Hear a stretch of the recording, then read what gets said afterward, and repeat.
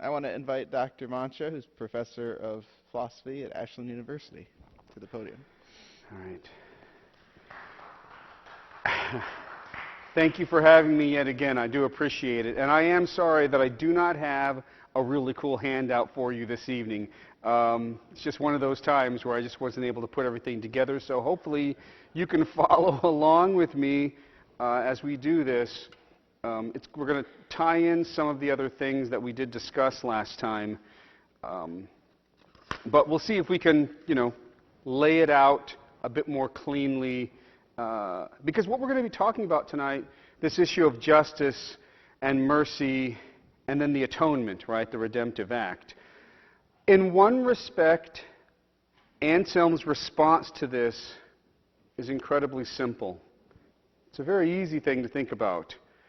And yet, as we lay out the simple, we recognize, well, there are some problems, right? There are some difficulties to be explained. And so we'll try to fill in some of the blanks as we move along. So again, thank you for having me again this evening.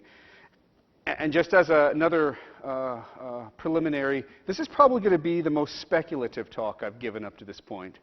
There are a lot of pieces to this puzzle. Hopefully we can boil it all down to capture Anselm's basic analysis of this relationship between justice and mercy and the role of Christ in the Redemptive Act. Okay? So if we go back just a little bit, remember 2 sessions ago we talked about truth. And truth was very important. Anselm explained that when we're talking about the divine nature, preliminarily speaking, we want to be able to say that God is truth. Right? And I suppose we should qualify that God is truth with a big capital T. Yes? Right? Thank you. And this observation that Anselm offers to us in that reading is important. Not only is God truth itself, but God is the cause and the source of all that is true. In particular, we understand God the Father as the cause of all that there is, of all that exhibits rectitude, if you remember that term, and right ordering. So in this, Anselm defined truth, this word truth, as the rectitude perceptible by the mind alone, this rightness, this right fittingness that we perceive as rational agents. Similarly, and we'll get to this a little bit later, this notion of justice, he says, is a subclass of truth. Justice, he tells us, is rectitude of the will for its own sake. And so we have this understanding of truth and God as the cause and source of rectitude, rightness, order. And this aspect of rectitude, again, as we mentioned last time, is most perfectly exemplified in the Trinity, specifically in the relationship between the Father and the Son, Anselm tries to tell us. Insofar as the Son is considered to be the natural Word of God. The Word of God, recall, is this perfect image of the Father, as Anselm tries to explain it. So not only is the Son the truth, right? I am the way, the truth, and the life. He is the rectitude that is perceptible in the mind of God, according to Anselm, but the Son is that through which God utters and orders the world, bringing creation into existence. So we've got this issue of God being truth, and then this aspect of the Word. Right? Should probably fix our, make our R. Yes? So we've got the Word. And it's curious how if he defines truth as the rectitude perceptible by the mind alone, the Word of God, as God utters himself, this rightness, this ordering that he recognizes in himself, according to Anselm, becomes its own personhood. It's a perfect image, right? And insofar as we get through the Word, we get creation. The things that we see in creation exemplify a certain order, a certain rectitude of their own, according to Anselm, particularly what he calls the truth of essences.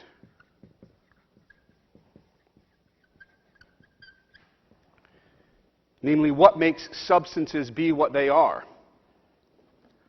So, in creation, through the Word, all things are made. And they exist, according to Anselm, at least in the beginning, they exist as they ought. That is, as God rightly intended them and ordered them to be. So this issue of rectitude is all the way down. And notice, since everything which exists accords with the plan of the divine mind, or the highest truth, then everything which exists, as he tells us, truly is. It is what it should be, at least in the beginning. Nothing exists at all which is not in the highest truth, or has not received what it is or what it has from the highest truth. So when Anselm speaks of the truth of essences, the truth of natures, he sometimes calls it, what he has in mind is the correspondence between objects in the world. So we have things in the world, and then the archetypes or the ideas in the mind of God. And notice there's going to be a perfect correspondence between them. That correspondence is a kind of rectitude. It exemplifies truth, according to Anselm. Now, at this point, things get sticky. Right? We just made something now. Oh, well. Aside from the natural things in the world, the things that seem to go on of their own accord by means of the laws of physics and such, God decides to bring into the world these other things. Right? So you've got, with the truth of essences, you've got natural things, what we call, and then you have rational things. Okay? Now, rational things are a kind of natural thing, but rational things have a particular power, a unique activity that distinguishes them from the other kinds of living and non-living things that exist in the universe. God creates creatures that have both reason and will. The existence of creatures with rational wills introduces the possibility for a very special kind of activity, namely the ability to will. The ability to will rightly, or the ability to will wrongly. Whether we're talking about angels, as we noted last time, pure spiritual creatures, or the first humans, who are composites of spirit and matter, in their creation, God gave them, again in the beginning, all that they needed to live well. What did God give them? God gave them what he calls original justice. This feature, this property, this condition. It's a disposition, right, that the will has, which allows it to seek rectitude for its own sake. So the justice, the ordering in the world, can also then be exhibited by the things which God creates. And rational creatures have this role, this ability to be able to will in accordance with the order of the universe. They can say, "Thy will be done," or "My will be done." So we've got this observation about this power, this feature, this condition that Anselm talks about. When he talks about justice, he thinks that it's a kind of thing, a property that you have, just like the redness in the seats or the woodenness of the pews. It's something that wills have. Okay? And again, this gift was a part of the original creation, according to Anselm. It's a part of God's justice, as a matter of fact. Right? His ordering of the world. Each thing that God creates receives precisely what it needs in order to be complete and to fulfill its nature. So when a creature wills in accordance with justice, it does what it ought. It does what it was designed for. It does what it was created to do. So it is the good, and it does the good. Okay? Well, in On the Fall of the Devil, we talked a little bit about this last time.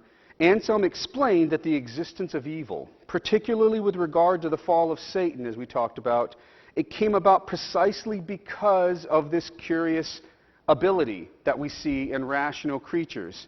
So when we talk about rational creatures, we can talk about the angels, and in particular Satan, right? And then humans.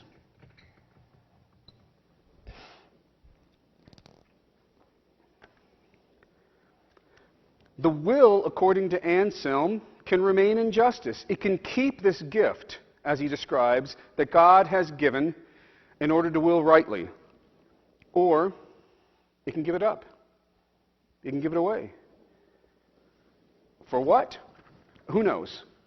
But for some other thing that the agent happens to believe is good. You see, again, just to remind us, the nature of the will for someone like Anselm is not something that is called completely capricious. Right? We don't have this open-endedness with regard to our wills. Our wills are designed naturally to be drawn towards some sort of a good. Right? They have what's called this appetitive condition. They seek what it is that they desire. So they're not just sort of open-ended. And anything that draws the will, whether angelic or human, is going to be some sort of a good. And the question is, what kind of a good is it?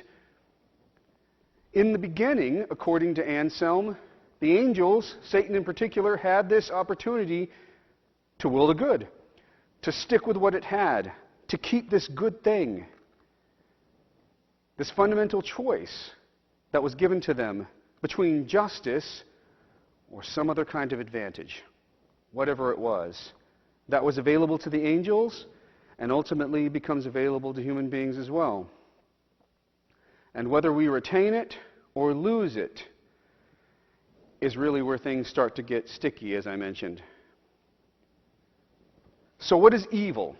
Or more perspicuously, evil doing, right? And for Anselm, the most important thing here is it's not like evil's not a thing, yes? So evil is a way of recognizing something that has gone wrong, namely something disordered, yes, in the act of creation. So what is it? A will, he says, is evil. It's evil if this rectitude, if this original justice is absent from it. Injustice, then, is the absence or privation of justice in the will. And an absence, notice, isn't anything at all. It's something missing. The absence itself has no positive being. So a bad will is a will. It doesn't cease to be a will. It's a power that you have for directing yourself towards certain ends. But it's lost a certain kind of perfection. It's lost some kind of alignment, some kind of rectitude. So it cannot function the way that it was intended to function. It's disordered. It seeks after goods, but it seeks after the wrong ones. So we have this basic observation that sort of through the act of creation, you've got ordering, you've got this correspondence in truth between how God visions the world and then how things come about. And things are as God wants them to be, and yet there's this curious little caveat, right? You bring into existence free creatures that have the ability to make certain kinds of choices. And it opens the door, obviously. It's a great good, Anselm thinks it is, right? Without it, we cannot do rightly, right? Without it, we cannot love God, we cannot love neighbor. But of course, with it, we can also then turn, right? So, evil's a curious thing, right? If evil's a privation, literally nothing, an absence, so to speak, consider, right? What are we really worried about then? Why should we let that disturb us? If we go back to On the Fall of the Devil, right, the student is having this discussion with Anselm about what the nature of evil is and why we should worry about it. And he says, if evil is really nothing, then he says on page 183 in chapter 10 of On the Fall of the Devil, he says, when we hear the name evil, there would be no reason for our hearts to fear what they understand to be signified by that name, if it in fact signifies nothing.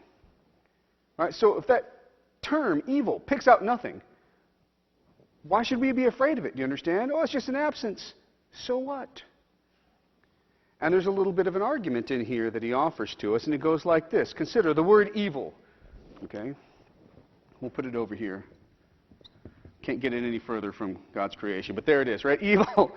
Evil is a name. It's a term that presumably we understand, yeah? And if you remember this issue of language that we talked about in on truth, right, that first main lecture that we had, consider, suppose that evil, that term, is nothing. Okay, suppose it's nothing. Here's the student's worry. If the term evil is a name, if it's a real name, it signifies. If a term signifies, it signifies something, yes? Therefore, the term evil seems to signify something. But, Anselm, you just said evil is nothing. Therefore, the word evil signifies nothing. Therefore, the term evil signifies something and nothing. For those of you who haven't recognized that yet, that's a contradiction. Yes, that's a problem. It can't be both. Yeah. And so, therefore, either you're wrong, Anselm, or the word evil is completely devoid of meaning and we ought not worry about it. It's a silly little argument, right? But it's one that we ought to take seriously. And just to let you know, this is a very old problem, by the way. It goes all the way back to Parmenides, okay? Because the question here is this: how can we talk meaningfully about nothing? I'm not quite sure how else to ask that question, right? I mean, suppose you have nothing. I mean, like, really, nothing. Nothing has no features whatsoever, yes? Right? It has no positive qualities. And if it has no positive qualities, then how is it possible for us to be able to even speak of it? Right? Because there's no it to speak of. Yeah? Yeah.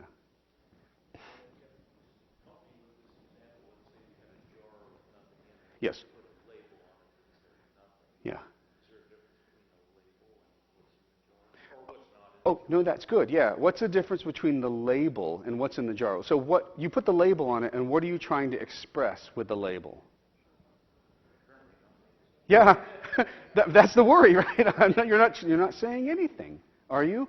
But you are saying something, aren't you? Seems like you're saying something. But it's nothing. I mean, you really can't point at nothing. I mean, it's not a thing, yes? No, really, when someone tells you, look, there's nothing in the jar, you don't walk by it and sort of kind of keep your distance, right? Because the nothing's going to come out. You don't think that. You think something. You think it's the absence. But the absence of what? So you could say there's evil in the jar? In one respect, yeah. I say in one respect. If we can demonstrate somehow that something truly belongs in the jar, and it's not being in the jar, right, reveals something negative. That's why it's not evil that you don't have wings, by the way. You know that that's a privation that you have, right? We don't have wings, but we don't want to say you're evil because you lack, right, wingedness, because it's not part of your nature to have it. On the other hand, if you read De Causu, he says something about the nature of beards, right? And the masculine condition. We'll read that quote later. Yeah. So we do have to give that added condition, right? It would be evil if we could demonstrate something belonged to that jar and it's absent from it, and it somehow reveals an imperfection or a lack of excellence because of that absence. Does that make more sense? That's why when you don't have justice, what does it reveal? An incompleteness in you, yeah? A defect, an inability for you to will rightly in accordance with truth.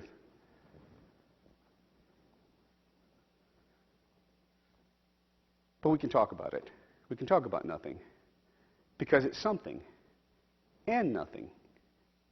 Anselm's answer to this question, which we aren't going to talk too deeply about, is that, oh, that sounds like a contradiction? Nah, you can have both. It's both something and nothing, but in two different respects. So let me see if this helps a little bit. So,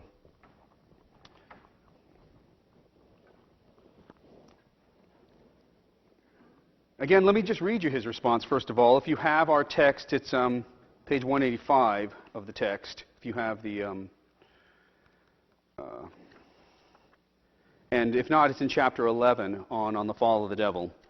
Okay, so it's midway through chapter 11. So he says this. He says, perhaps signifying nothing is not inconsistent with signifying something. And the student says, well, suppose they're not inconsistent. Then either this word nothing signifies nothing when taken in one way and something when taken in another way, or else we'll have to find a thing that's both something and nothing. And Anselm says, well, what if both turn out to be true? What is if we can find two ways of understanding this name and also find one and the same thing to be both something and nothing? And the student's like, I'd like to see that. I'd like to know that one. So what Anselm wants to be able to say, I mean, here's the punchline, right? Evil, of course, is nothing. Right? That is, it's not a positive thing at all, but it is a quasi-something that requires us to be able to understand that concept by way of negation of a concept that we do understand. So let me just talk a little bit about the issue of something. Right? So I had asked everyone last time, if you were able to, if you didn't, that's okay, to take a look at the Lambeth fragments. So there's some curious stuff going on in there, Lambeth fragment number 10. And in number 10, he talks about 4 ways in which we talk about the word something and what we could mean. And when we talk about something, the word something, there are two basic ways that when we say there's something and use that in an expression, we could be meaning. We could be talking about it in a per se sense or what's called an oblique sense.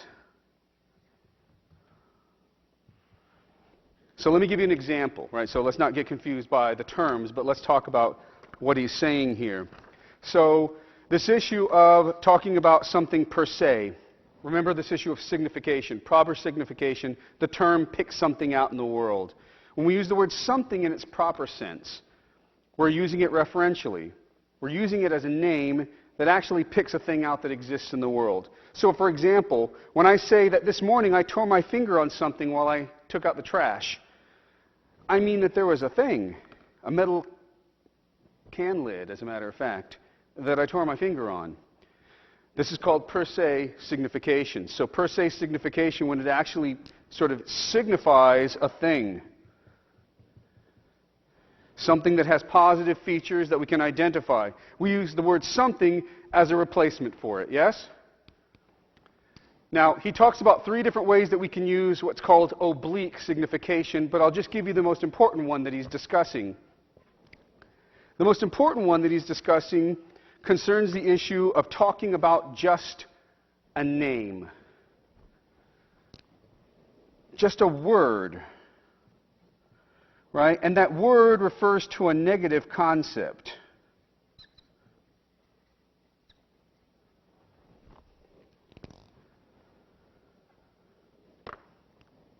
This, of course, has certain grammatical functions, like the label on our jar, okay? Where the name has no what we'll call corresponding affirmative mental concept or set of positive defining characteristics. Anselm's one example is of injustice. Okay? He says when we say that, for example, Jones was punished on account of something. Consider someone saying like that, right? Jones was punished on account of something. You can say, well, what was he punished for? Well, for an injustice that he did. Notice when I replace that word, right, something with injustice, I'm not really adding anything, do you understand, to that reference. But what am I picking out?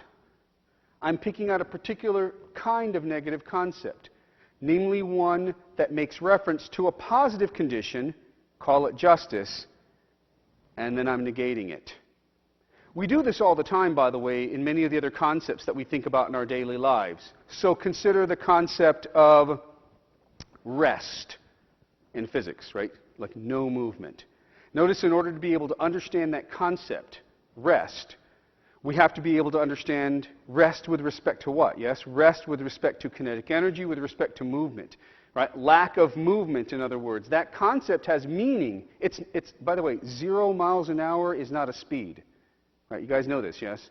It's not a speed. It's not on the scale, right? The corresponding scale of a speed that you can go.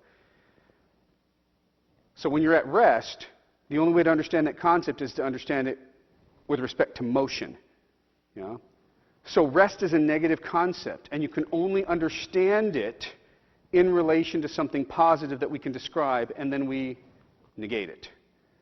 Darkness is like this. Right? Darkness is utterly meaningless unless we recognize that it's in reference to something that is, namely light.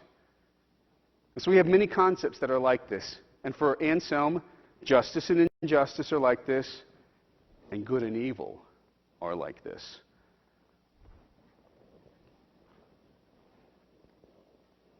So, only in that per se sense of something, when you're actually referring to a thing, okay, are you properly what we're called, signifying. The other senses, particularly this one I'm talking to you about, this understanding of what we call oblique signification, doesn't refer specifically to a thing, right? It only signifies a quasi-something, a thing of grammar as opposed to ontology. And so why is this important, right? So I just sort of dragged you down this trail. One, because you should really understand how you use words sometimes and what different kinds of concepts we have. We have all sorts of very complex type of concepts. But in another, when we get to Anselm's response concerning evil, the signification of evil, and what we should be worried about, right? He has this distinction in mind. So for him, the word nothing doesn't differ in meaning from the expression, obviously, not something, where you can identify something with particular characteristics and say those characteristics are absent. Right? The negation of a thing includes the meaning of the thing negated. So it refers to both the thing and its absence, both to something real and something that doesn't exist. So it's reality denied. The same thing then with the word evil, he tells you. The word evil signifies something, but obliquely. Evil signifies the absence of good. Where the good ought to be found, by the way, again, that condition, where the good ought to be found. It's an absence of reality. Therefore, he says it's coherent to claim that evil and nothing are not real, even though we speak of them as real. Any questions before we move on with that one? Yeah.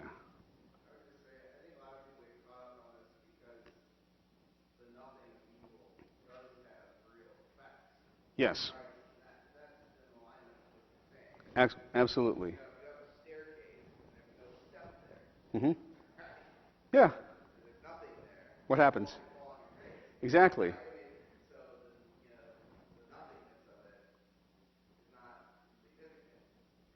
That's right. Right. Just like if you were blind. Blindness, blindness, so consider someone who's blind. Notice, blindness isn't a thing that someone has.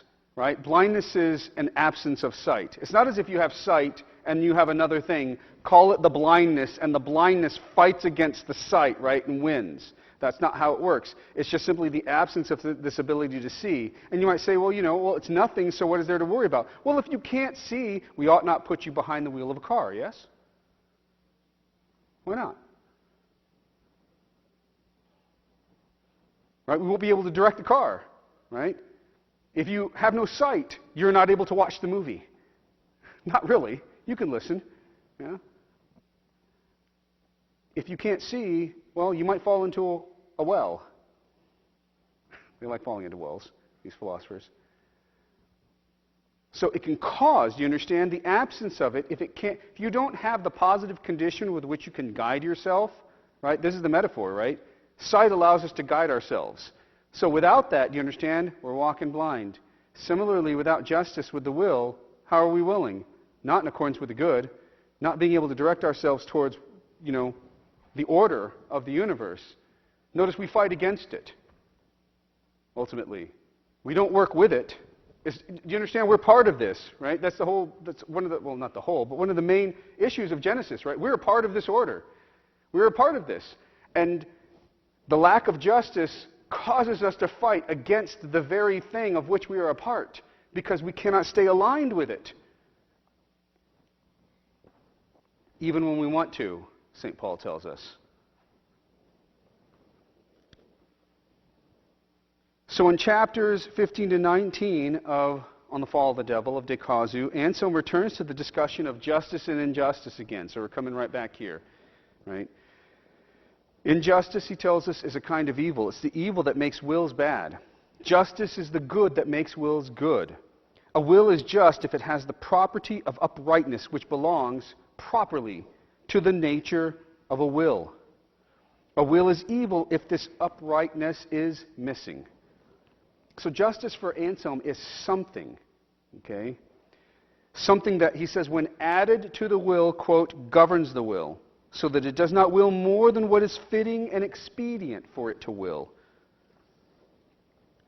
I don't know if this is the best example to give, but think of it akin to like the regulator on most automobiles. Again, it's just an analogy, but it's a way to think about it, right?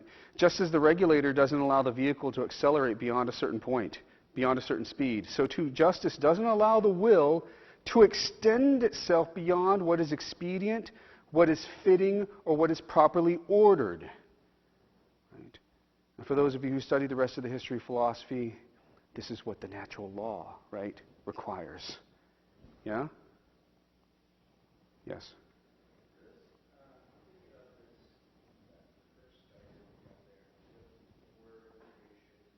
Yeah. Mm-hmm.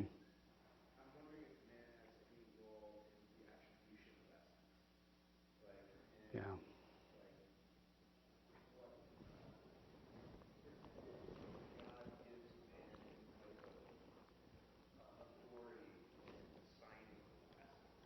Yeah.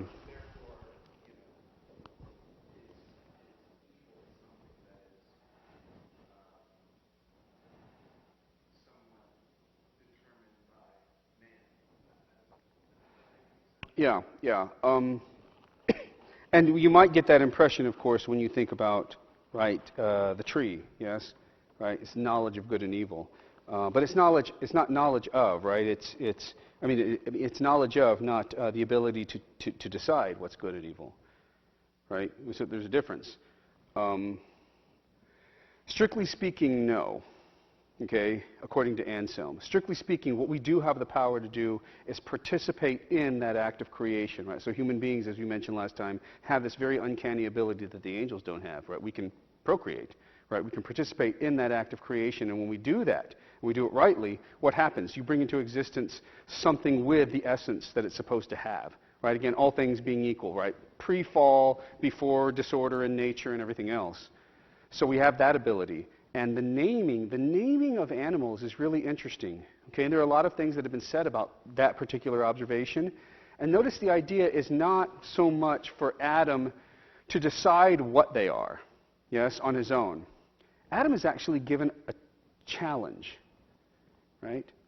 And it has two conditions, it seems. Right? God tells him, go name the animals. Why? Because one, he wants Adam to use his reason to recognize that there are differences in nature. There are things that he can discern using his own natural powers to know what their natures are and how they're distinguished from one another. So to name them here is not just to give them a linguistic term. It's to try to understand what he talked about last time, the natural word, the one which we all understand. We all look at an elephant and we see something. And what do we see? We see this creature that has certain kinds of, in science, phenotypical features, but it also exhibits a certain behavior that's quite regular, that's quite discernible. And when you watch how elephants behave, they behave very differently than fish do. Yes, they behave very differently, than parakeets do.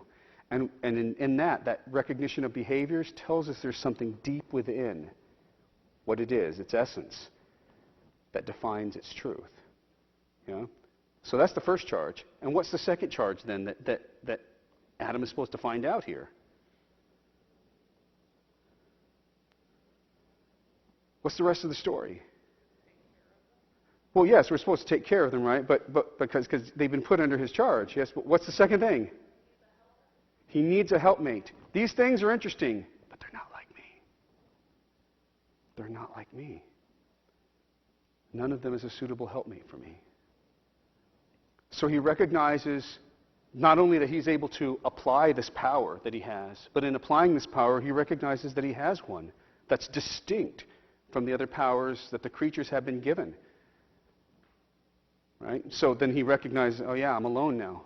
Right? I got all these other things, but there's nothing there, right, to complete me, Because even in the act of creation, God creates all things, again, ordered a certain way, but built within that act of ordering, built within this idea of having been created in the image and likeness of God.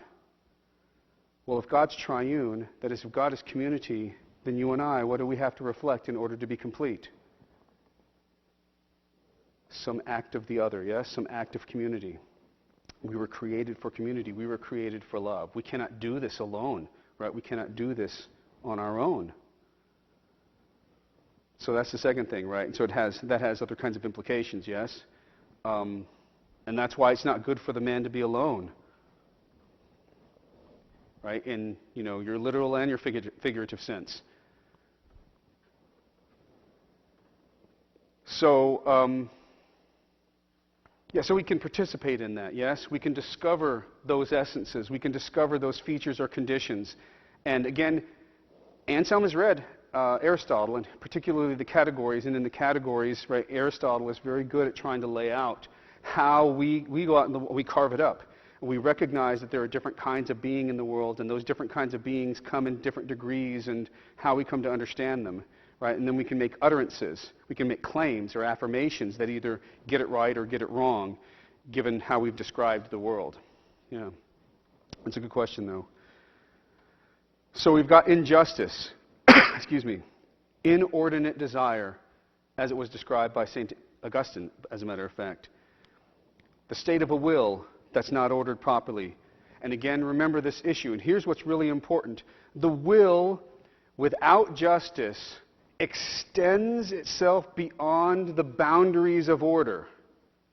Okay?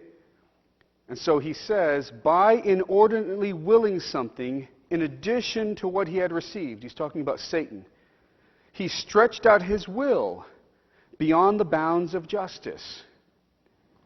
Later on in the history of philosophy, René Descartes will pick this right up. And he'll say, where does error arise in the human person? Error does not arise in the intellect, right? The intellect just knows what it knows. It experiences what it experiences. The error arises, at least as Descartes understands it, coming from this Platonic tradition, when you will beyond your understanding. When you make judgments about things that you don't have any knowledge about. That's when you open yourself up to error. Same thing with sin. And he says, this is the root of sin, by the way. When we will beyond, he says, what justice demands. And again, what's wrong with this? Well, hopefully we see what's wrong with this, right? The dignity and praiseworthiness of the angels themselves, and by implication, of course, humans, comes in no small part from their being obligated to have justice. It's part of their natural design. It's part of what they need in order to exemplify the fullness of their nature, whatever it is, right? Whether as angel or as human. They were all created with it, Anselm thinks. But something happened on the way to the feast. So we're in chapter 14 of De Casu, and we're on page 195. And he says, therefore, right, the student is recognizing this. Since he cannot be called just or unjust for willing only happiness, or for willing only what's fitting when he wills in that way out of necessity, and since he neither can nor ought to be happy unless he wills to be happy and wills it justly, God must create both wills in him in such a way that he both wills to be happy and wills it justly. This added justice governs his will for happiness so as to curtail its excess without eliminating its power to exceed. Thus, since he does will to be happy, he can exceed the limits of justice. But since he wills it justly, he does not will to exceed them. And thus, having a just will for happiness, he both can and ought to be happy. By refraining from willing what he ought not to will, even though he could will it, he deserves to be unable ever to will what he ought not. By always retaining justice through a disciplined will, he deserves not to lack happiness in any way. On the other hand, if he abandons justice through an undisciplined will, he deserves to be deprived of happiness altogether.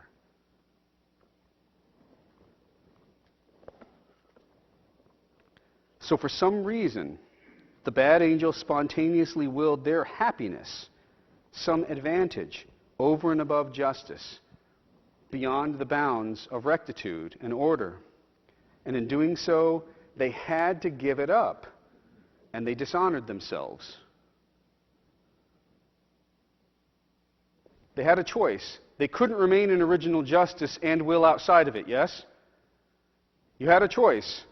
And if you want something outside of original justice, you're going to have to give it up. Again, I think I gave a terrible example last time about this. It's sort of like, so think like just in terms of goods, right? It's not good for the man to be alone. Yeah? So wanting love, wanting to be able to be with another person and share experiences in your life with them, that's a good thing, yes? In principle, that's a good thing. Except if you're promised to someone else. If you're promised to someone else and you decide to will that thing, what have you done? Right? You have to throw that away. Do you understand? Those promises mean nothing. You have to break them. And so the issue here is you can't have both. It's a forced option, unfortunately. And it's a momentous one because it has long-range effects. And we're still feeling them today. So as I mentioned, I like Anselm's analogy of the beard in chapter 16, on page 198 again of our reader. He says this: the absence of justice is dishonorable only where there ought to be justice. For example, not having a beard is not dishonorable for a man who is not yet supposed to have a beard. But once he ought to have it, it is unbecoming for him not to have one. In the same way, not having justice is not a defect in a nature that's not obligated to have justice, but it is disgraceful for a nature that ought to have it. And to whatever degree his being supposed to have a beard shows his manly nature, to that degree his not having it disfigures his manly appearance.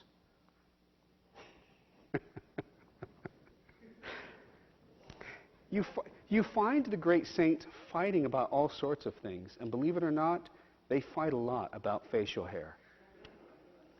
They come down, like they all come down aside somewhere. It's hilarious.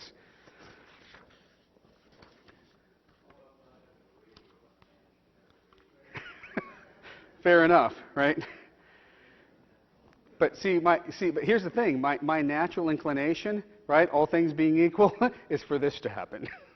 That's just what happens. Yeah, now it comes out more white than anything else, right? So here's where, again, things get worrisome. Okay, so we know what happened. We understand what took place minimally. Again, we don't know what it is that Satan wanted, right? What caused him to give up justice. What could have been so amazing that he had to go after it, and in doing so, right, step outside the bounds of justice? Who knows? Again, might it be something that he could have gotten later had he just been patient? Who knows? Yeah? So the question here is, well, why can't the angels get back their original justice once they abandoned it? Since they didn't give it to themselves in the first place, right? They can't by their own power get it back, right? It's not a power that they can get back to themselves, right? You can't just go to Walmart and buy justice, okay? But in virtue of the fact that they were created with it as part of their nature, they had the ability and the wherewithal to, quote-unquote, give it to themselves, that is, to keep it. Some chose to abandon it. And again, that should tell you about the power of the will according to the traditional theistic picture. And it's a terrifying power that we have, as a matter of fact. It's a terrifying power. But it also abrogates God from responsibility here, according to Anselm. Anselm summarizes his view at the end of chapter 18 then. He says, for until someone has received justice, he's neither just nor unjust. And once someone has received justice, he does not become unjust unless he spontaneously abandons it or gives it up. Therefore, just as a good angel made himself just by not taking justice away from himself, even though he could, by not giving it away, so also God makes an evil angel unjust by not giving back justice, even though he could. So notice, what are we doing when we use the term evil now? What are we getting a grip on? Either an evil will, according to Anselm, or whatever we call evil on account of an evil will. Human or actions, right, or effects. So he says, evil, quote, on 201, is nothing other than the absence of justice that has been forsaken. either in a will or in some other thing on account of an evil will. So what do we fear when we fear evil? Whether it be acts or individuals? Well, we don't fear it per se, right? We don't fear a thing, right? We fear the absence of something. We fear the evil which follows from the absence of good. So on page 210, in chapter 26, he says, "Now when we say that injustice causes robbery, or that blindness causes someone to fall into a ditch, we must in no way understand this to mean that injustice or blindness causes something. Rather, it means that if there had been justice in the will, or if there had been sight in the eyes, neither the robbery nor the fall into the ditch would have happened. It's like when we say that the absence of the rudder drives the ship into the rocks, or that the absence of the reins causes the horse to run wild. That simply means that if there had been a rudder on the ship, or reins for the horse, the winds would not have driven the ship and the horse would not have run wild. For in the same way that a ship is controlled by the rudder and a horse by the reins, the human will is governed by justice and the feet by vision." So again, he's trying to give us as many examples as he can to let us understand how this absence can have significant effects, right? Small and large, depending. And so finally, how are we to go about answering the original question of the student? Why would the angel have done this? Why would the angel have willed this? What is the source of the evil doing that Satan wills? And at the end of the dialogue here, it's just terrifying. It's terrifying because the answer is, he just did. He just does. And it's incredibly unsatisfying. But the opposite answer is much worse. Because if you can find anything that caused Satan, other than his own will, do you understand? Anything that caused him to give up original justice. Any disposition that God gave him that pushed him away. Anything that God didn't give him which prevented him from making the right decision. Anything at all other than his own will itself, then he's off the hook. Yes? We can't blame him for having made that decision because it's either God's fault, yes, or something else. And so the student is frustrated at this point. He's like, why? He keeps saying this. Why? Why did he will what he ought not to do? He says, no cause preceded this will, except that he was able to will it. Well, did he will it because he was able to? No. Not just because he was able to. The good angel was likewise able to will it, but he didn't. No one wills what he can simply because he can, with no other cause, although no one ever wills anything unless he can. Well, then why did he will it? He keeps asking this. He says, just simply because he did. There was no other cause by which his will was in any way incited or attracted. Instead, his will was his own efficient cause. Period.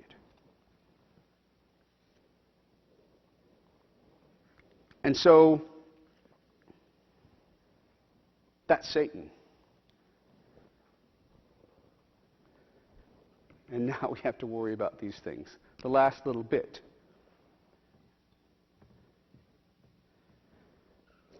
So they made their choice. And again, what else could we give to them, do you understand, that would make them change their mind? That's really the open question. What other knowledge can you offer to them? What other position can you put them in such that they themselves, in the state that they're in the presence of God, would have made a different choice? The answer is nothing. Nothing more can be offered to them to cause them to will something differently other than the fact that they wanted that. Not quite the same with humans. We're stupid. Okay? Right? We do not have that sort of access with regard to the way in which we were designed. Now, while many theories have been offered throughout the centuries to try to explain what's going on here with human beings, and in particular how we account for the atonement, Anselm's position has been quite influential, right? And it's key to making sense of the scriptural emphasis that however you want to describe this, whatever story you want to tell about the Redemptive Act, Christ's role is indispensable. That's the key thing here, right? So Christian history reveals to us that Christ makes himself known to us, yes? The Word becomes flesh. Whatever story you tell, you've got to include him in it, right? So you can't just sort of say, God could have just snapped his fingers. That's not part of the story, yes? That's not what we're here for. We're here to explain something else, Anselm thinks. So you had your hand up again, I'm sorry.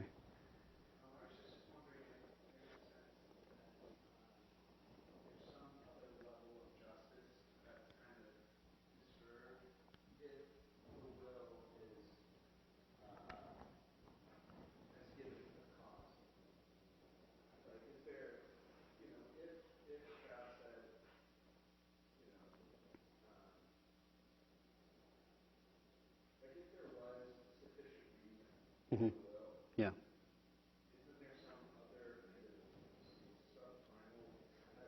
Yeah.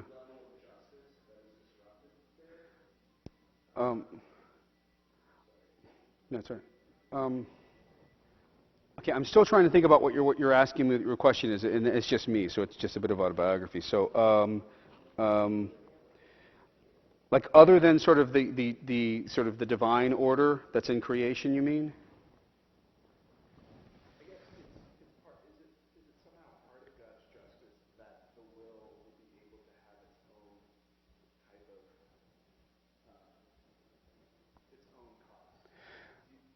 Well, yes, absolutely. Oh, yeah, it's because here's the thing. What does it mean to be a human? So consider justice from another vantage point. Again, this issue of right ordering, right, rectitude that he talks about. It's justice, right, that God created humans as humans with the features and powers that they have, and he decided to create penguins without some of those features. That's perfectly just, right? He gave penguins all they need in order to be the things that they are. And he gave human beings all they need in order to be the things that they are. And so some people might say, well, why am I not a duck? Yes? Right? Like, why am I not an angel? Like, why? Because you're not one. Right? God made you something else. Right? And just to point out to you, right, like this is why I think Anselm in some respect really sort of is endeared to St. Augustine, because St. Augustine, he'd hear a question like that, and he'd say, quit your whining. He'd say something else, right? Quit your whining. God could have made you a pickle, but he didn't, right? Right? You're a human being. Praise Jesus. Yeah? Look, why are you whining about what you are, right? Like, I wish I had more, right? You know, why couldn't God have created? He did. He created other angels. You're just not one of them, right? And the ducks aren't complaining that they're ducks, you know, and the fish aren't complaining that they're fish. Like, what are you complaining about? But do you understand also how dangerous it is then when you start thinking about not wanting to be what you were created to be? This can go in many directions, yes? When you start thinking about not wanting to be what you were created to be, there is only one end result, and that's pain and suffering. Absolutely. Absolutely. And we see it again. We can't even hide it. Do you understand? We can't hide the pain and suffering that people are going through when they try to reject their own place in the divine order.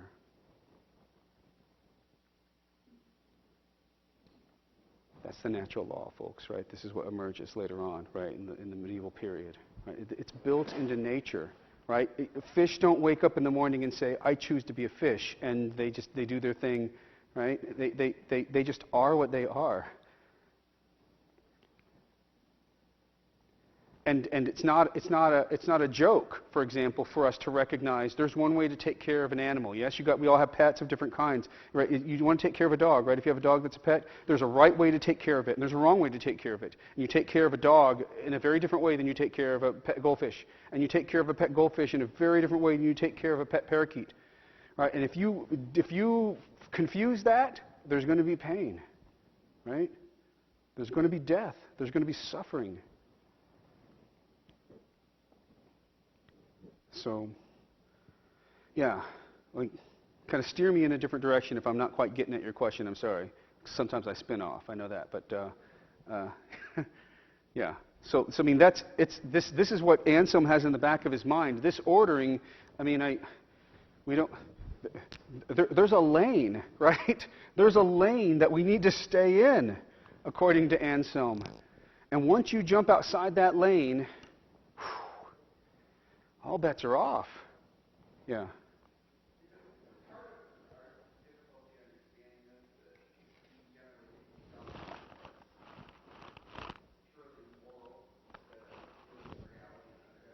Oh, yeah. Yeah, it's purely moral. And we also think of evil, right, as purely a moral category when we also should see it as sort of the defects in nature that occur, right? Right? Absences of things that should be there. So if I had brought a handout, for example, but I cut it, right, a corner of it off so that you couldn't read part of it, that would be me doing you an injustice. That would be an evil in one respect, right? Me preventing you from getting the whole good of whatever that handout would deliver. Probably not much, yes, but I mean, that's what it would be a defect, yes? And you would not be able to then to fully appreciate the good in that thing, okay? And we don't think like that because we don't, I mean, here's the thing. We don't think of good and evil in metaphysical terms. We don't think about them as conditions of reality themselves. We think about them as judgments we make, right? Subjective judgments we make about how we feel about things. And make no mistake, whatever Anselm thinks good and evil and justice and injustice are, it ain't that. He thinks they are real ways things are in the world. Again, just as real as the pew you're sitting on, just as real as the clothes that you're wearing, just as real as the food that you eat, right? It's a thing that we can discuss and describe, and you either have it or you don't. So, in order to give Anselm's arguments their due, and again, I just want to simplify this one, not just for time's sake, but also because there's a lot going on here in Credeus Homo, right?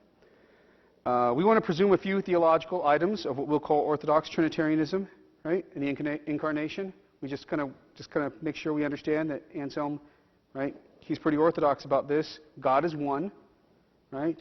God is triune. And it's important that we recognize theologically it puts us in a particular situation here, again, not only with having been created in the image and likeness of God and how we reflect the Trinity in our lives, but also sort of the relations of God and who the Son is, right? So we mean theologically that God is three persons but only one substance, right? Consubstantial. The persons of God are said to be non-identical. Hence, the relations that hold among the persons of the Trinity are asymmetric at best. As Athanasius has affirmed, we say the Father is God, the Son is God, and the Holy Spirit is God. Yet the Father is not the Son, right? The Son is not the Holy Spirit, etc. Thirdly, given the asymmetry of the relations in the Godhead, we believe that in the Incarnation, God assumes humanity into a unity of person, not nature. Okay? So in Christ, there's one person and two natures. There's a divine nature and a human nature, but one person. So Christ shares the same humanity with us, shares the same nature with the Father, but not the same personhood.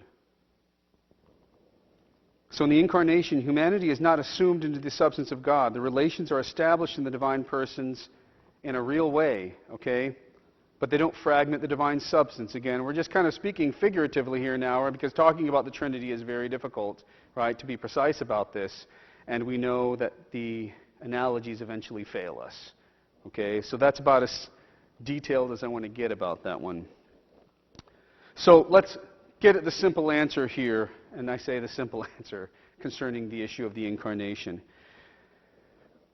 In anticipation of a philosophical explanation for the Incarnation, St. Anselm put forth this argument, right, that he provides for us in the Concordia, right, the intent of which is to demonstrate the relationship between grace and freedom.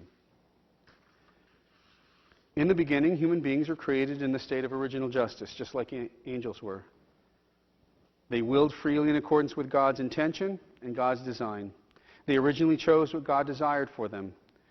Again, Anselm understands this justice of the will as a property or feature that the will has which is designated to help guide the agent towards their natural and proper end. This property, this feature, however, as we've seen even with the angels, it is not an inalienable property. It's not indefeasible. It's a gift. And like any gift, it can be given away. Now, for whatever reason, by their own free will, humans gave it away and thus lost this original justice or rectitude of the will. Right? Again, a lot of analysis has been done and speculation about the reasoning behind Adam and Eve's actions, whatever it was, right? In principle, they exchanged their original justice for the knowledge of good and evil. The ability to decide for themselves, right, and make the judgment. I want to seek what I think is good, independently of God's will. So they willed that their will be done as beholden to no one, in the same way that Satan willed this. And this is clearly incompatible with, right, the divine understanding of rectitude, right? They will outside original justice. Such a willing is not only incompatible with the divine will, but is actually a direct affront to it, you know? So they've lost original rectitude. Literally, they exchanged it for something else. And so human beings became incapable of personally restoring favor with God, even by a well-intentioned free act of the will. It's a curious question that we might be able to ask ourselves, right? Instead of when God confronts them, yes? Instead of them doing the blame game. You guys know the blame game, right, that happens there? You know, it's like, Adam, why did you do this? And Adam, man, he doesn't pull any punches, does he? Huh? It's not just her fault. Yes, it's her fault. It's like, but he says, that woman which you gave to me, she made me eat. He's like, he blames her and he blames God. It's like, you're done now. Right? Like, we're done. Yeah? Right? So he just comes right out. And then, of course, she said, you know, I was tricked. Right? The snake tricked me. What if Adam and Eve had looked God in the eye and said, that was dumb. We really shouldn't have done that. We are sorry, Lord. What do you think would have happened? The Bible would be really short. Right? It's a really short book. I don't know. But it's an interesting question to think about, yeah? Really, what if they had done this? How would this have gone? Huh? Yes, there's still a problem with that, according to Anselm. Yeah, right. You can't unring the bell. You understand? You know, you can't. Because they gave something away, right? They threw something away that they can't go and find again.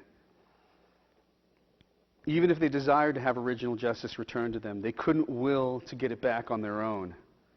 Nor could they demand it back, right? They can't demand it of God. God owes them nothing. Hence, only the grace or gifting back of God can save humans, return them to a state of justice, return them to a state of the rectitude of the will. And from this basic picture of the fall, right, is that through grace, you know, salvation comes about. But though grace is indeed necessary for human salvation, it's not sufficient in the case of rational creatures, at least as Anselm understands it. Adam and Eve could have kept their original justice. It was in their power to do so, notice. It was not something that was magical, right, that, you know, they could have kept it. Yet they also, as we have seen, had the power to freely abandon it. In cases where creatures have use of both reason and will, Anselm tells us, God's grace always assists in the natural free choice, without which grace is powerless to attain salvation. By giving their wills the rectitude that they preserve through free choice. Through free choice. So freedom of the will is also necessary, according to Anselm. Freedom of the will and God's grace. They're compatible and they're jointly necessary for the salvation of humans. So in Cur Deus Homo, Anselm asks a straightforward question here. Keep knocking things down. By what reason or necessity did God become a human being? Okay. Again, though the entirety of the work is dedicated to resolving this question, again, we just want to focus in on these important elements here. Given our earlier analysis of the fall, we can understand why Anselm emphasizes that the salvation of human beings, the reconciliation with God, right, the at-one-ment, yes, the atonement, to become one again with God, right? That's not possible without reparation from the effects of sin. So, on the one hand, we have divine justice.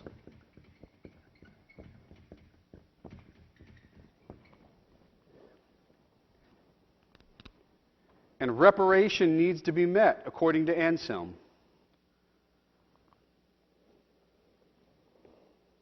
Again, one of these immediate effects is the loss of original justice or rectitude of the will. Divine justice, moreover, mandates that such effects cannot be eliminated by a pure act of forgiveness or mercy alone. Anselm warns us, he says, we should not confuse the mercy of God as seen in the Incarnation and in the Redemptive Act, right, with some pure act of mercy in abstracta, absent of any kind of relation that it must have to things. Okay? So we have this issue of justice, and we have this issue of mercy. And these are often seen as, sometimes by individuals, incompatible. Yes? How can you have justice and mercy at the same time? But again, here's what I want you to think about that Anselm offers to us here as how he explains these things. Right? Justice. There it is.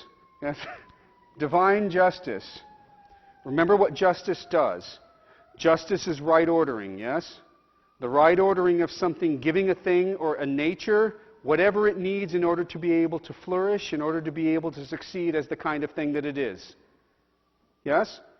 So divine justice mandates that whatever is created, at least initially, has what it needs in order to flourish. So what does mercy do? Mercy doesn't conflict with that. Mercy is a reordering. Divine mercy is a desire to repair, to fix, to reorder what has been misaligned, what has been broken. In one respect, we see justice and mercy as being co-principles in nature. Right? Mercy doesn't act in conflict with justice. It restores it, according to Anselm. But the question is, how does this come about? So though divine mercy is something, again, over and above justice, it doesn't contradict it. Since sin in human beings originated through both an incompatibility with and affront to the divine will, the blatant injustice committed against God and original sin requires compensation. It requires recompense, either by punishment or reparation, according to Anselm. God in His goodness, however, wills that all human beings be saved and desires to complete what He began in human nature, to fix it, to realign it. But humans have nothing to offer. We've got nothing to offer to God. Any injustice to God is infinite. So the price is beyond our ken. If compensation were to take place, it would have to be done by a human on behalf of humans, according to Anselm. A substance with a human nature. Yet who was in some way naturally or supernaturally able to pay such a price. This human would not only have to possess itself original justice, true and unwavering obedience to God, yet it would also have to exemplify a free and loving willingness to do whatever it took to restore this particular loss, to restore the fact that the claim, "Thy will be done," should be preserved. In order to restore what was damaged through original sin. And this can only be done by the God-man, the Word made flesh.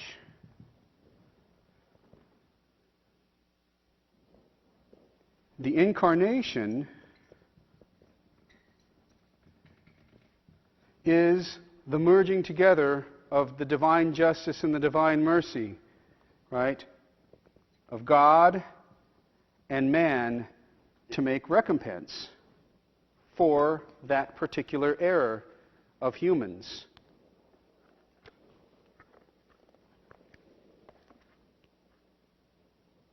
So it must be done, Anselm says, on the same level, right, as the transgression was made. A curious observation, yes? Really interesting. And notice, in the Old, just for fun, right? In the Old Testament, what's the God that we see? What's the God that people complain about all the time, right? In the Old Testament, right? Oh, they claim that the God of the Old Testament is so different from the God of the New Testament. Yeah, it's so different. So like, oh, he's a God of, anger, and he's a God of justice, right? He's a God of fury. And it's like, oh, but when Jesus comes, oh, God's much nicer, yes?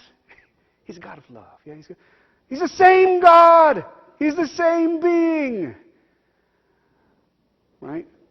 But he comes to, maybe just a common sense way of putting it is, like, at this point, Jesus is like, look, you just haven't gotten it yet. Right? You haven't gotten it. Right? You haven't been pursuing me. Right? I've been pursuing you all this time. I'm the one that wanted to fix this, right? You screwed it up, but it doesn't matter. I'm the one that have been trying to fix this for all these, and you just don't get it. So look what I got to do, right? To get it through your thick skulls that I love you, that I want you to be mine, and I want to be yours. And of course, he's God. Yes, he's God. Right? But Jesus comes and he says something else, doesn't he? Right? He says, I call you friend. Yeah? Brother, we call him not just God, yeah? Abba, Father.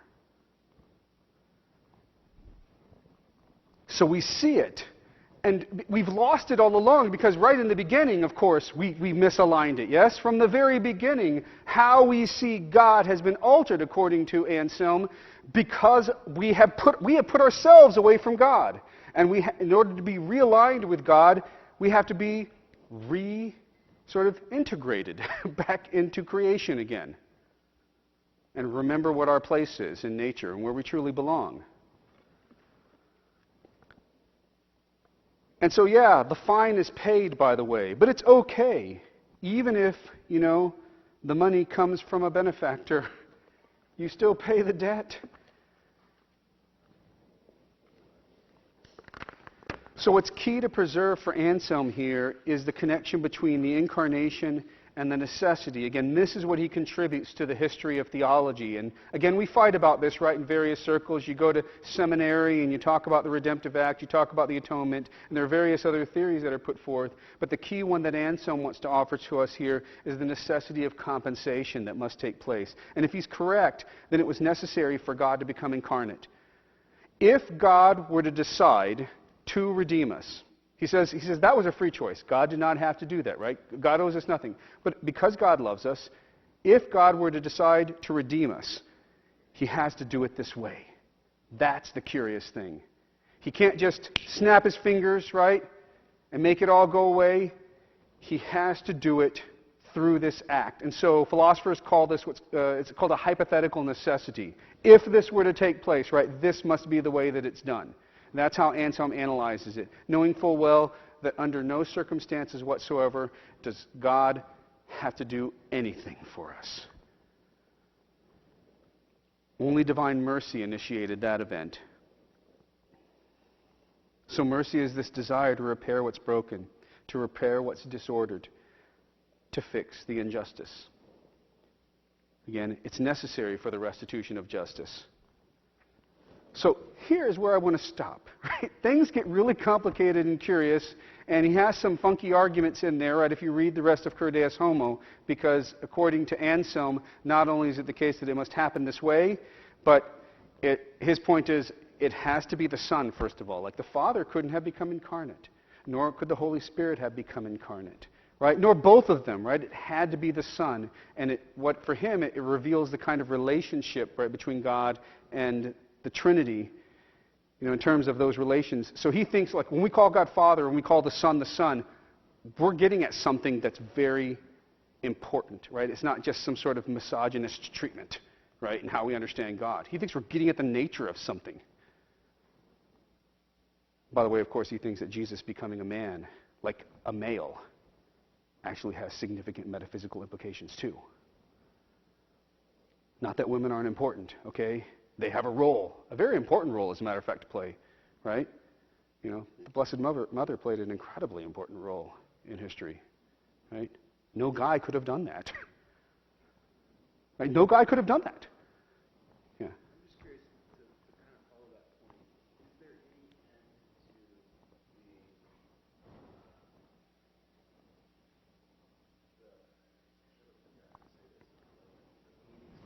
particularities of the Incarnation? So, like, this town, this place, Yeah. you know, this line of David, you know, at this period in history, Yes. right? Keep going back and back and back and say there's no end to the particular to the meaning behind the particularities of Christ's incarnation. Yeah. So I'm going to say this and kind of back off, right? Because this is completely outside of my wheelhouse, right? This understanding of these particular significances, but they're there, you know. And for those of you who have seen, have any of you seen The Chosen? They do a really good job in that series to try to draw out some of those deeper historical as well as, you know, sort of religious significances of, like, why here at this time, given this problem, given these circumstances. Again, that's beyond my, you know, that's beyond my pay grade in terms of understanding those conditions. But they're there, you know. And then again, the great saints, they draw on them. You know, Aquinas draws on them as he begins to expound in the Gospels what's going on and why it is really significant. And then we see later on in the history of theology why pointing out those conditions sort of reveals something very interesting. It gives us almost an argument, right, for why, even if you just look at things historically, why Jesus has a very unique role in history, right? So even if you don't believe right in the beginning that he is who he says he is, right, looking at his history, right, reveals something very curious. Yeah. I also wonder, is that what makes prophecy possible? Like, being able to kind of, for lack of a better word, like, get inside the mind of God to know that there is a Christ in these particular ways and these particular things are going to happen. Well, in terms of the prophets themselves, right, God is getting inside their heads, right? God is sending them to us, right, to reveal certain important things to us. I'm not quite sure what you mean by prophecy here, but yeah, Anselm's, again, Anselm's epistemology is very interesting. In one respect, we're not so much tapping into the mind of God, right, but we're having some connection with those divine ideas, right? So he is very much a Platonist. Those ideas are there, the archetypes, and we must have access to them to know the truth, right? And that's why, you know, the relationship between ideas and things here, we know the truth too because we can recognize that relationship, that rectitude, right, in thought, we can have it as well. So we share in it with Christ, right, as the one who reveals to us in one respect. Right, so when we talk throughout the history of philosophy, they use this expression. The philosophers everywhere use this weird expression. They talk about the natural light of reason. The light of reason. And they take that from this medieval period where literally it's God illuminating the mind, right? Just like these lights do. The lights illuminate the relationship between me and the things seen. Remember that we talked about that, right, that first talk that we had. And it's not me, notice, and it's not the things seen. So there's this mediating activity that takes place in knowledge for Anselm. And so it is something like that, right? But I'm not sure exactly what he has to say about prophecy. Yeah. Yeah, sorry, Steve. All right. Go ahead, Steve. I'm not quite sure why Anselm doesn't think that God doesn't have to go through with the atonement. Yeah. So if God was to possess the quality of omnibenevolence Mm-hmm. and right ordering, wouldn't it be inordinate for him to let things continue to be inordinate since he has the power to do all that he could? In one respect, that sounds, I like that argument. I think it's very interesting. Yeah, again, it has more to do with God's role as being the divine author of things that the divine author of things has no obligation to the things that he brings about, strictly speaking. Oh, God loves them. No, so notice you've got this conflict, yes? God loves his creation, so he wants his creation to flourish and to thrive, which is what you're getting at. But on the other hand, he has no what's called sort of judicial obligation to anything that he creates. So his creation can't turn to him and say, you owe me.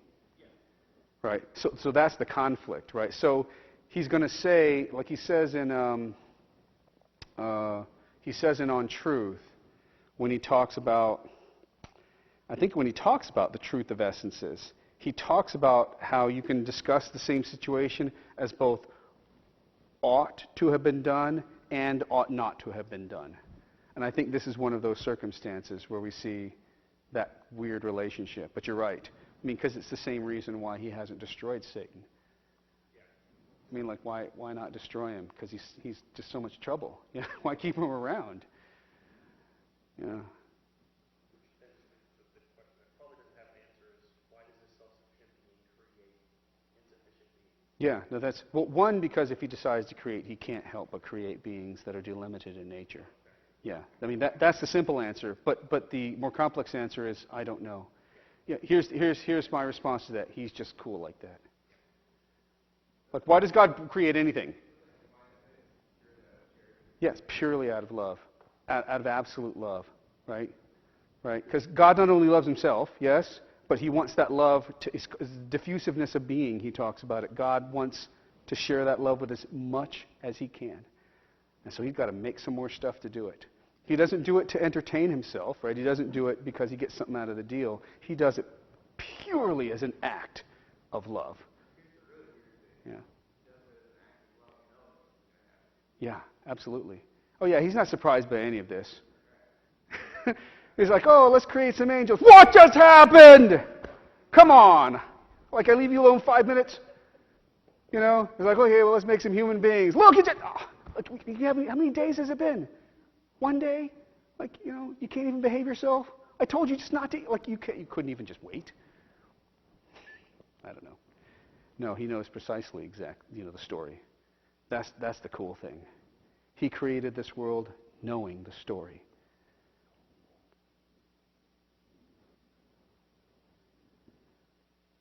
So the really interesting question is, you know, since you're a character in God's story,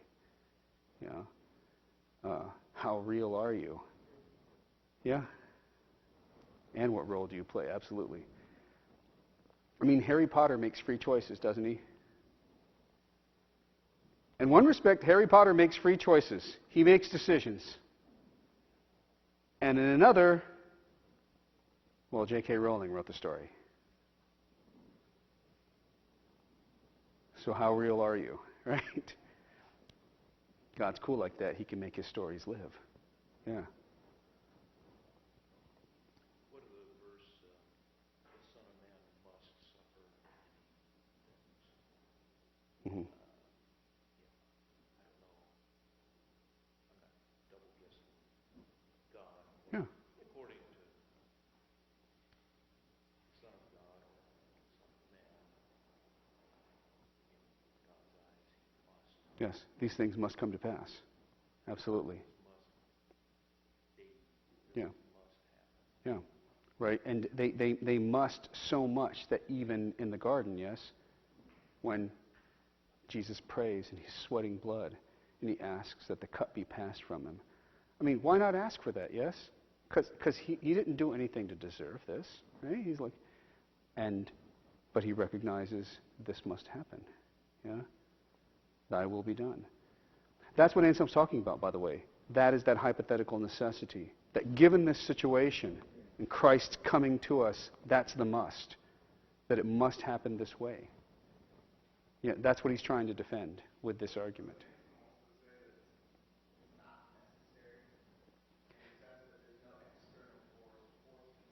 Well, that's right. Yeah, so whose will is he doing? He's doing the will of the Father, right? Yes. That's why he can make... so that justice, in order to repair it, he has to do it through it. Yeah. Again, so we want to be able to distinguish between what we call absolute necessity, this condition under which anything could possibly take place. Concerning absolute necessity, God is not absolutely obligated to do anything, yes? But concerning hypothetical necessity, given the story of the fall, right, this is how it's going to have to play out now, given that God loves us and God wants to redeem us, right? Yes.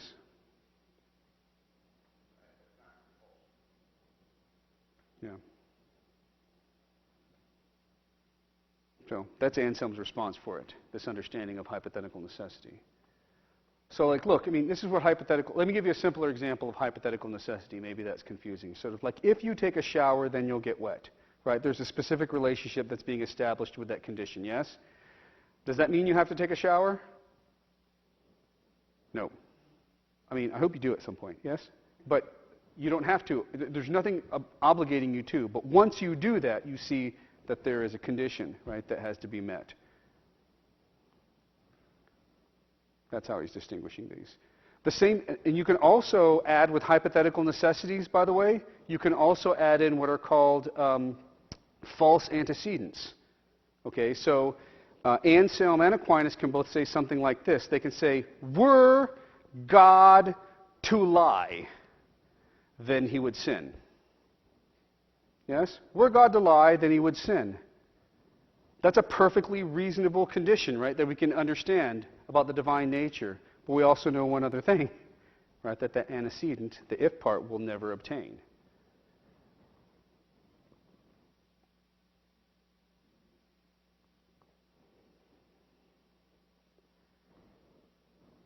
Well, Father Sean, I think we need to come to a close.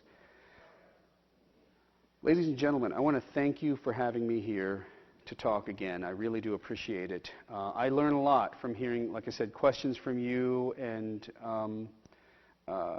this has really been an enjoyable opportunity. I say this now again because I won't be seeing you next week, right? I won't be able to be here for the final meeting. So it's Father Sean, right? So you guys can pelt him with all the questions that you've been, hitting me up with, because he's ready. You see it. He's ready to go, right? But again, I want to thank you so much, because this really has been a delightful experience. Okay? All right.